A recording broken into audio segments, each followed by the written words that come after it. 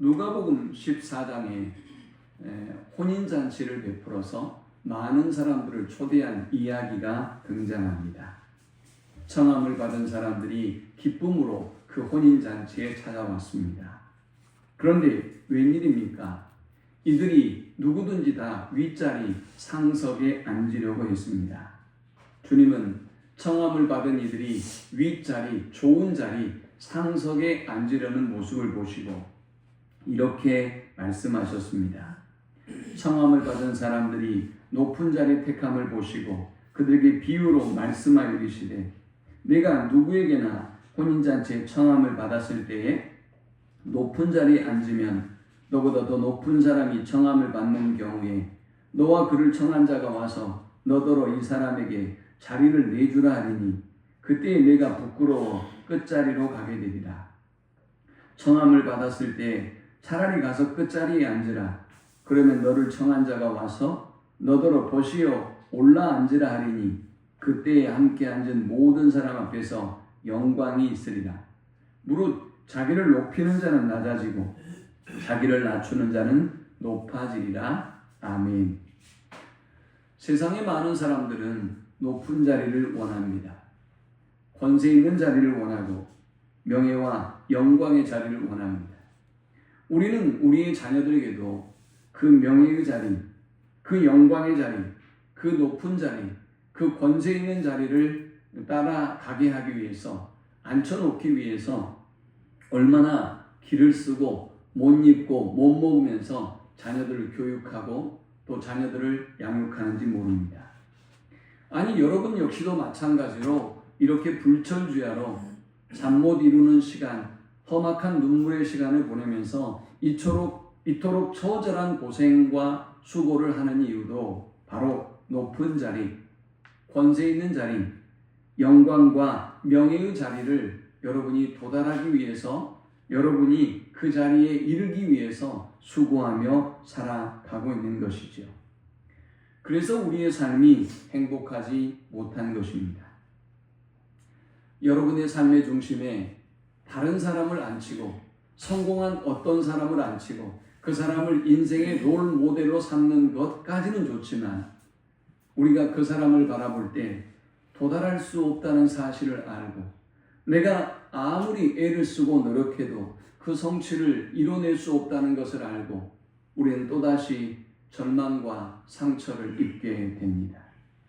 우리는 그렇게 다른 사람을 삶의 중심에 모셔놓고 다른 사람을 따라 살기 위해서 다른 사람의 성공을 여러분이 따라하기 위해서 애를 쓰고 수고하는 삶을 살지만 도달하지 못하는 고통과 절망이 우리를 불행하게 만들고 있습니다.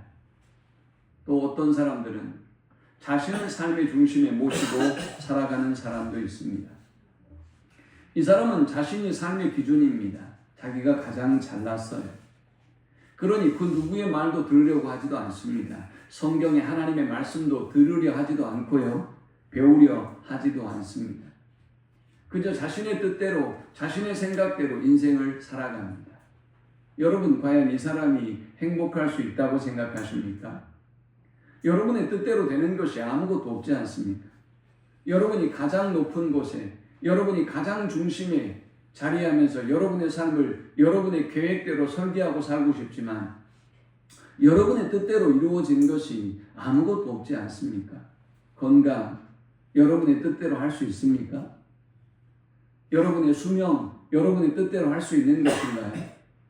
자녀의 교육, 자녀의 미래, 아니 인생에 일어나는 모든 생사화복을 여러분의 뜻대로 할 수 있는 것이 무엇이 있었습니까? 여러분을 삶의 중심에 모시고 살아갈 때 우리는 늘 이렇게 두려움과 불안과 실패 속에 살아갑니다. 그런데 여러분, 다윗과 같은 사람은 삶의 중심에 하나님을 모시고 살아갑니다. 이 사람은 이렇게 고백합니다. 여호와가 나의 목자가 되어주시니 내게는 부족함이 없습니다. 내가 푸른 초장을 찾아서 발견한 것이 아니라 그가 나를 푸른 초장과 쉴만한 물가로 인도해 주셔서 내게는 부족함이 없습니다. 라고 고백합니다. 내가 내 자신의 안전을 위해서 나를 보호한 것이 아니라 하나님께서 주의 지팡이와 막대기로 나의 삶을 주장하고 인도해 주시기에 내게는 부족함이 없습니다. 라고 고백합니다. 놀랍게도 성공한 어떤 사람을 추구하는, 성공한 사람을 인생의 목표로 가장 삶의 중심에 두고 살아가는 사람은 행복할 수 없지만, 나를 내 삶의 중심에 우상으로 숭배하고 살아가는 사람도 행복할 수 없지만, 우리는 이 다윗의 고백을 통해서 하나님이 목자가 되어주시는 삶이 얼마나 행복하고 부족함이 없는 삶인가를 보게 됩니다. 마태복음 18장 1절에서 제자들이 예수님께 나와 물었습니다. 예수님, 천국에서 누가 큰 자입니까? 라고 묻습니다. 사실 제자들의 이 질문이 있기 얼마 전에 예수님은 자신의 죽음과 부활에 대하여 말씀하셨습니다. 얼마나 안타까운 이야기입니다.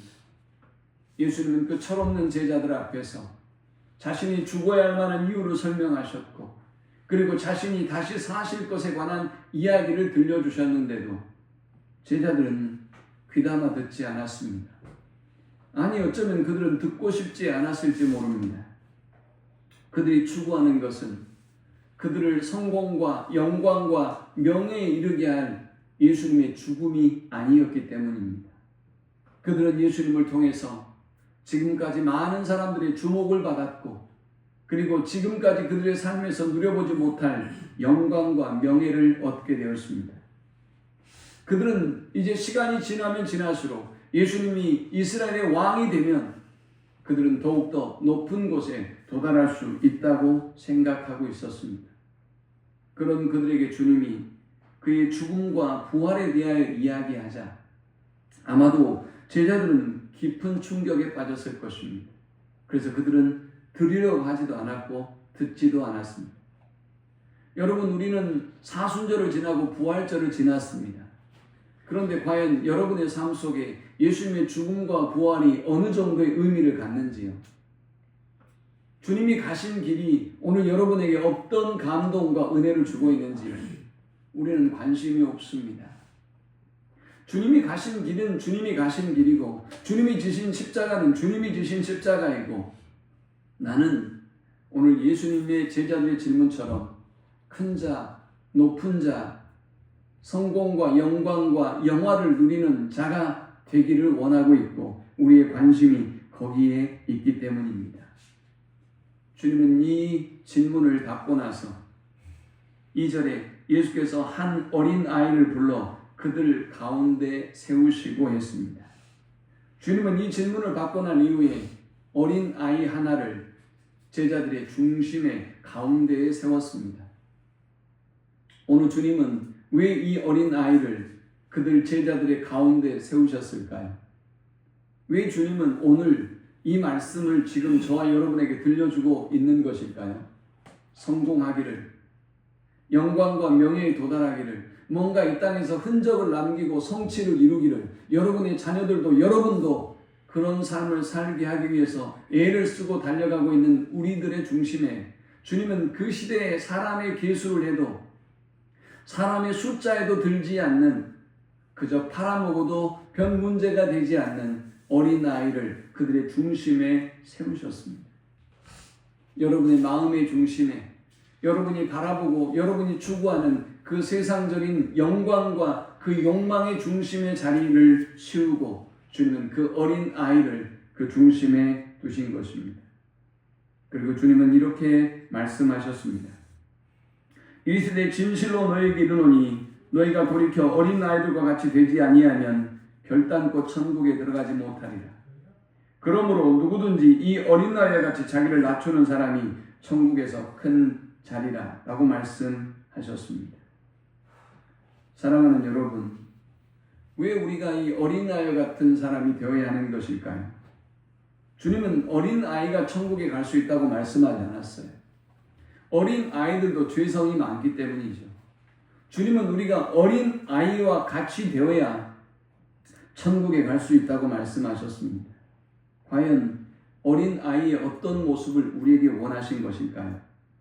마태복음 5장 3절에는 심령이 가난한 자는 복이 있나니 천국이 그들의 것이미요 라고 했습니다. 주님은 이렇게 어린아이와 같이 우리가 심령이 가난한 사람이 되기를 원하셨고, 그 어린아이와 같은 심령을 가진 사람이 천국에 합당한 사람이며 천국에 갈 수 있다라고 말씀하신 것입니다. 우리가 이렇게 어린아이와 같은 심령을 가져야 되는 이유는 무엇일까요? 먼저 어린아이가 천국에서 제일 큰 자이기 때문입니다. 세상에서의 큰 자는 성공한 사람입니다. 많이 배운 사람이죠. 부와 영광을 누리는 사람입니다. 우리는 그런 사람을 대우합니다. 그러나 주님은 말씀하셨습니다. 하나님의 나라에서 큰 자는 그런 사람이 아니라 너희 가운데 세워놓은 이 어린아이와 같은 사람이 하나님의 나라에서 큰 자이다 라고 말씀하고 있는 것입니다. 저와 여러분은 살아가면서 어린아이의 심령으로 살아가면 매 순간 행복과 기쁨과 감사가 넘치는 삶을 살아갈 수 있음을 경험합니다. 어린아이의 심령 말입니다. 그런데 세상에 때묻고 욕심에 찌들고 세상의 온갖 명예와 성공에 찌든 우리의 모습으로 우리가 살아갈 때 우리의 삶은 늘 상처와 고통과 아픔이 늘 치열한 투쟁이 있는 그런 상처투성인 삶이 되는 것을 우리는 보게 됩니다. 주님은 저와 여러분의 삶의 중심에서 나를 모시고 숭배하고 살아가고 있는 저와 여러분의 삶의 중심에서 여러분 자신을 내려놓기를 원하신 것입니다. 주님은 저 세상의 성공주의에 빠져있는 저와 여러분의 그 중심에서 성공한 다른 사람, 영광과 부귀를 누리고 있고 여러분이 그토록 닮아가기를 쫓아가기를 원하는 그 사람을 그 삶의 중심에서 내려놓기를 원하십니다. 왜 저와 여러분이 서운하고 상처를 받을까요? 저와 여러분을 삶의 중심에 모시고 저와 여러분이 꽤 괜찮은 사람이고 대접을 받고 대우를 받아야 될 만한 사람이라고 생각하고 살아가고 있기 때문입니다. 내가 무시받아서는 안 되는 사람으로 여러분 스스로 여기고 있기 때문에 다른 사람이 여러분에게 행하는 어떤 태도와 모습들 속에서 우리는 서운합니다. 상처를 받습니다. 그리고 나를 무시한다는 그런 생각이 듭니다. 그런데 저와 여러분이 만일 어린 아이와 같은 심령을 가지면 어떨까요? 저와 여러분이 그렇게 대단한 존재입니까? 저와 여러분이 그토록 대접을 받아야 할 만한 존재였나요? 저와 여러분이 어린 아이와 같았을 때 무슨 관직이 있었고 무슨 학식이 있었고 무슨 대단한 것이 있었습니까? 살아가다 보니 여러분 자신이 아닌 여러분의 본질이 아닌 다른 것들에 의해서 여러분이 높아졌다고 생각하고 그것으로 인해서 여러분이 인정을 받고 높임을 받아야 된다고 생각하기 때문에 우리의 삶에 불행과 아픔이 있는 것이죠. 주님은 어린아이와 같은 자가 천국에서 큰 자이며 어린 아이와 같은 심령을 가져야 우리의 삶이 천국이 된다라고 말씀하셨습니다. 두 번째, 우리가 왜 어린아이와 같은 심령을 가져야 하는 것일까요? 어린아이와 같이 자기를 낮추는 그 이가 천국에서 큰 자이기 때문입니다. 자기를 낮추는 자가 될 때 하나님은 천국에서 큰 자가 된다라고 말씀하셨습니다. 마가복음 10장 43절 44절에는 말씀합니다. 누가 천국에서 큰 자가 되고 으뜸이 되는가에 대하여 예수님께서 말씀하시기를 너희 중에 누구든지 크고자 하는 자는 너희를 섬기는 자가 되고 너희 중에 누구든지 으뜸이 되고자 하는 자는 모든 사람의 종이 되어야 하리라 했습니다. 하나님의 나라에서는 모든 사람을 섬기는 사람이 큰 자입니다. 우리가 세상을 살아가다 보면 이렇게 섬기는 사람이 바보 같아 보이고 무능해 보일지 모르겠지만 하나님 나라에서 높임을 받고 인정받는 사람은 바로 이렇게 겸손히 어린 아이처럼 자기를 낮추는 사람이다 라고 말씀하고 있습니다. 저와 여러분이 왜 어린아이 같은 심령을 가져야 하는 것일까요? 주님은 3절에 말씀하셨습니다. 이르시되 진실로 너희에게 이르노니 너희가 돌이켜 어린 아이들과 같이 되지 아니하면 결단코 천국에 들어가지 못하리라 라고 말입니다. 저와 여러분이 어린 아이 같은 심령의 사람이 되어야 하는 이유는 결단코 천국에 들어갈 수 없기 때문입니다.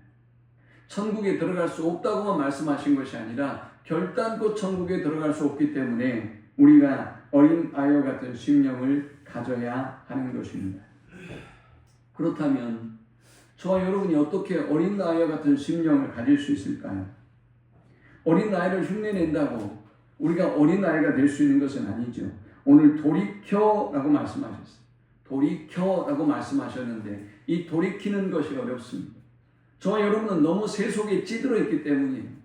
너무 교만하고 너무 세상적이고 너무나 영적으로 세상적으로 타락해 있기 때문에 우리가 돌이켜 옛 어린 시절에 그 어린 순수한 믿음의 모습으로 돌아가는 것이 힘듭니다. 자, 그렇다면 우리가 어떻게 어린아이가 될 수 있을까요? 요한복음 3장에서 주님은 니고데모라고 하는 유대인의 관원과 이야기를 나눴습니다. 이 성공한 유대인의 관원은 몰래 밤에 주님을 찾아옵니다. 어떻게 해야 내가 영생을 얻을 수 있습니까? 라고 주님께 물었습니다. 주님은 그에게 말씀했습니다. 사람이 거듭나지 아니하면 하나님의 나라를 볼 수 없다. 여러분, 교회 다녀주셔서 감사하지만 교회 다녀주신다고 해서 천국에 갈 수 없다는 사실을 기억하십시오. 거듭나야만 하나님의 나라에 갈 수 있어요. 여러분이 어떤 직분으로 어떤 모습으로 교회에 매주 오시는지 몰라도 그렇다고 해서 여러분이 하나님의 자녀가 되고 천국 백성이 되는 것은 아니에요. 주님은 우리가 거듭나야 한다라고 말씀하셨습니다. 니고데모는 깜짝 놀랐습니다. 어떻게 우리가 거듭날 수 있습니까? 우리가 어머니의 모태에 들어가서 다시 날 수 있습니까? 라고 물었습니다. 그때 주님이 말씀했습니다. 사람이 물과 성령으로 나지 아니하면 하나님의 나라에 들어갈 수 없느니라. 저와 여러분이 어떻게 해야 어린아이가 될 수 있을까요? 이렇게 교만하고 이렇게 세속적이고 이렇게 세상의 때로 더럽혀진 우리가 어떻게 거듭날 수 있는 것입니까? 물과 성령으로 하나님의 능력으로 거듭나질 때 우리는 이제 거듭난 사람이 되고 영생을 얻게 된다라고 주님이 말씀하고 있습니다. 세상에서는 권력 있는 자가 높은 자이고 돈 있는 자가 대우를 받지만 힘 있는 자가 큰 소리치고 그리고 힘 있는 자가 성공한 사람으로 보이지만 하나님은 자기를 낮추는 사람이 높은 사람이고 작은 자가 오히려 큰 자가 된다라고 말씀하고 있습니다. 세상에서는 권력 있는 사람, 돈 있는 사람, 많이 배운 사람, 잘생긴 사람이 큰 자처럼 여겨지지만 그래서 우리가 많이 배우고 많이 가지고 높아지기 위해 목숨을 걸고 달려오지만 그러나 하나님은 너희가 어린 아이와 같이 되어야 하나님의 나라에 갈 수 있고 그들이 하나님의 나라에서 큰 자다라고 말씀하고 있습니다. 자, 그렇다면 어린 아이의 어떤 모습을 우리가 본받아야 된다고 주님은 말씀하고 있는 것일까요? 어린 아이를 중심에 세우고 너희가 본받아야 될 어린 아이의 모습이 어떤 모습이라고 주님은 말씀하고 있는 것일까요? 먼저 첫 번째는 순수한 믿음입니다. 아이들은 순수합니다. 간혹 저도 그렇게 하지 않으려고 애를 쓰지만 옛날에는 집에 전화가 오면 엄마들이 그렇게 말했어요. 불편하면 엄마 없다고 해 라고 했습니다. 그러면 순수한 애들은 절대 그렇게 말 안 하죠. 엄마가 없다고 하래요. 그대로 전화를 전해줍니다. 엄마 아빠가 싸웠어요. 엄마 아빠가 싸웠는데 그래서 엄마가 막 울었어요. 그러면 밖에 나갈 때 애들한테 얘기합니다. 엄마 아빠 싸웠다고 얘기하지 마. 엄마 울었다고 얘기하지 마. 라고 하면 이 아이들은 나가서 또 다 얘기합니다. 우리 엄마 아빠가 싸웠다고 얘기하지 말래요. 우리 엄마가 운 것 봤다고 이야기하지 말래요. 라고 다 이야기하죠. 왜 이렇게 말하는 것입니까? 순수하기 때문입니다. 아이들은 어른들과 달리 꾸밈이 없습니다. 있는 그대로 거짓 없이 말하는 특징을 가지고 있죠. 여러분, 갓 태어난 아이를 보십시오. 그들은 무슨 말을 하기 전에 누가 가르치지 않았음에도 불구하고 벌써 웃는 것을 배웁니다. 그들은 경이로움이 무엇인가를 압니다. 어른들이 작은 손짓을 하고 까꿍을 하고 그리고 아이 앞에서 재롱을 부리면 애들은 자지러질 듯 아주 큰 기쁨을 큰 웃음을 웃는 것을 우리에게 보여주죠.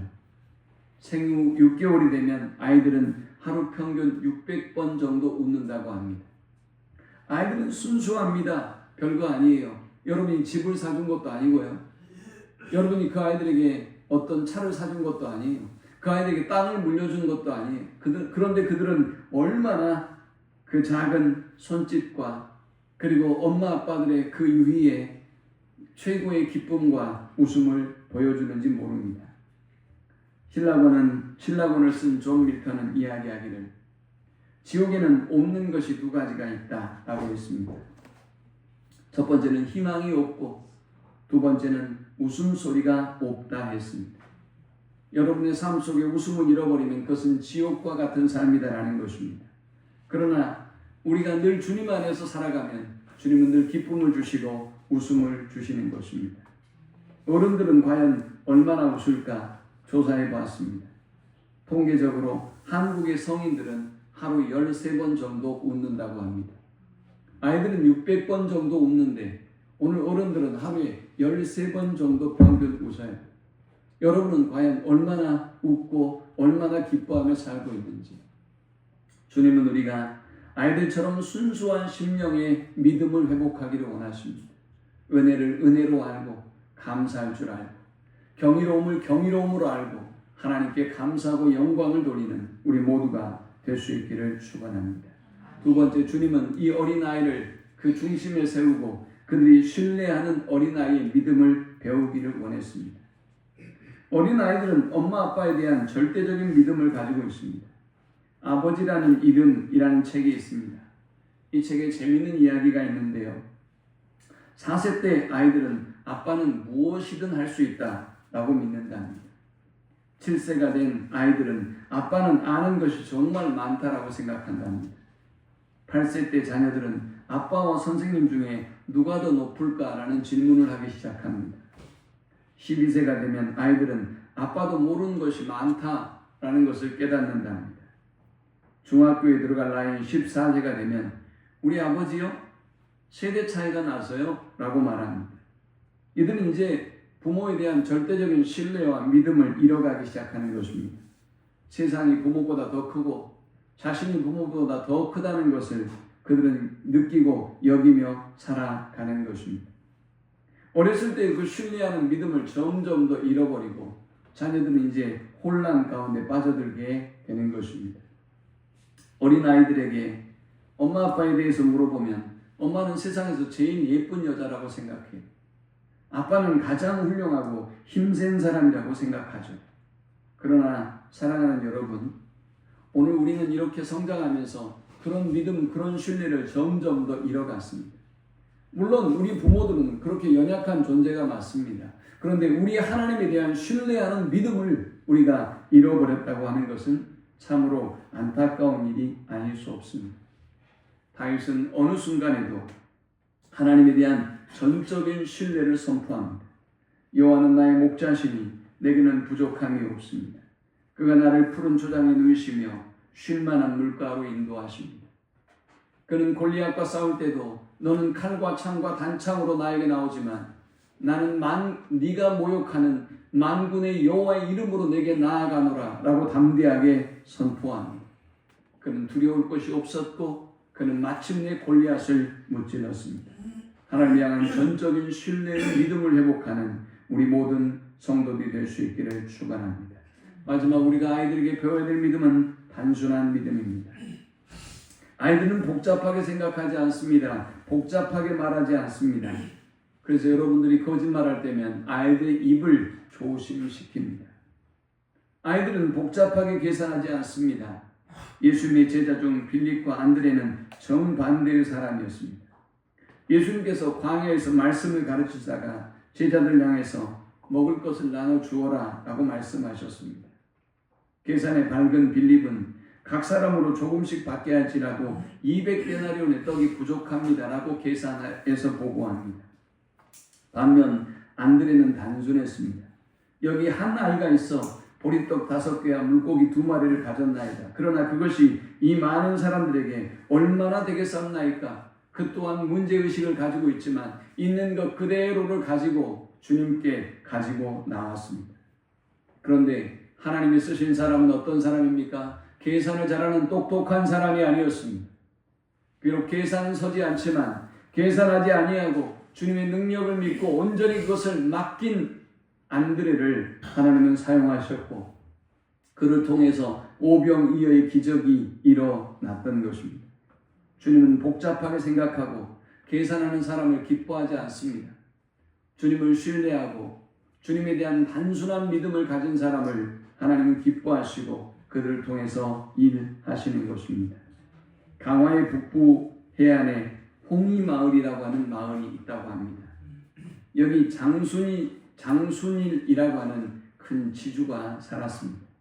이분은 한학자였고 큰 지주였습니다. 이분이 동네 사람들에게 많은 돈을 빌려주었습니다. 그런데 이게 웬일입니까? 어느 날 그가 예수를 믿고 하나님의 자녀가 되었습니다. 성경을 읽다가 하필 마태복음 18장 오늘 이 본문의 말씀을 읽게 되었습니다. 마태복음 18장 15절 이하에 보면 1만 달란트 빚진 사람의 빚에 관한 이야기가 등장합니다. 임금이 1만 달란트 빚진 사람의 빚을 탕감해 주었습니다. 그런데 이 사람은 100달 그렇게 큰 빚을 탕감받고도 100데나리온의 빚을 탕감해 주지 않았습니다. 그리고 나중에 감옥에 갇히게 됩니다. 이 지주가 이 성경을 읽고 이 마태복음 18절의 말씀을 읽고 그는 큰 고민에 빠지게 됩니다. 어떻게 할까? 1만 달란트의 빚을 탕감받고도 이 작은 빚을 탕감해 주지 못한 사람이 나구나 라는 생각을 하고 이 사람이 그 모든 채무자들을 다 불러 모았습니다. 그리고 그는 이렇게 이야기했습니다. 나는 마태복음 18장을 읽었습니다. 여기 무자비한 종이 바로 나요. 내가 은혜로 구원받은 것은 1만 달란트 빚을 탕감받은 것보다 더 크다고 생각하오. 그래서 여러분의 빚을 오늘부로 탕감하기로 했어. 자, 여기 여러분의 빚 문서를 모두 불태우겠소. 라고 하고 그는 그 모든 문서를 불태우고 그들의 빚을 탕감해 주었습니다. 그의 순수한 믿음이 어느 정도인가를 보여주는 것이죠. 주님은 이렇게 우리가 순수한 믿음, 주님을 신뢰하는 단순한 믿음을 다시 회복하기를 원하십니다. 오늘 여러분들이 이 순수한 믿음, 여러분이 잃어버린 그 단순한 믿음, 여러분이 잃어버린 하나님만 온전히 믿고 신뢰하는 믿음이 회복돼서 이 가정의 달에 여러분이 모든 가족들에게 본이 되는 믿음의 사람이 될 수 있기를 축원합니다. IMF가 와서 한국이 온통 어려움에 처해져 있을 때 한국 교세라 전공이라고 하는 회사가 있었습니다. 이 회사는 그렇게 어려운 IMF 때도 승승장구했습니다. 그 성장의 중심에는 전희인이라고 하는 사장이 있었습니다. 이분은 아주 독실한 크리스찬 장로입니다.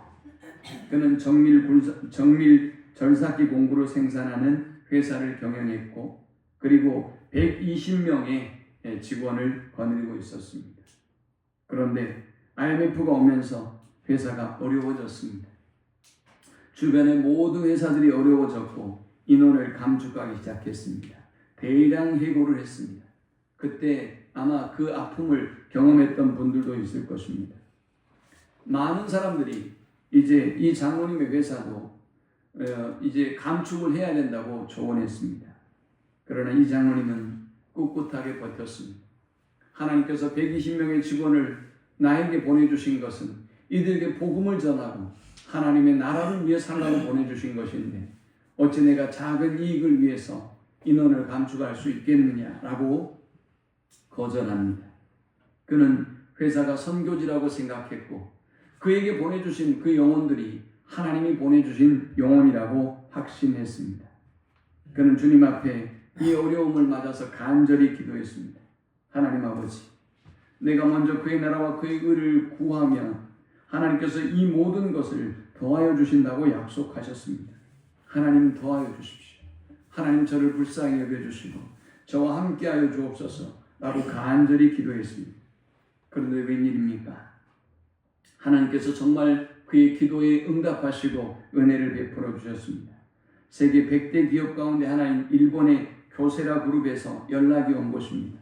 자신들이 한국에 지회사를 세우려고 하는데 이 장로님의 회사를 택하겠다는 것이었습니다. 200억의 투자를 유치했습니다.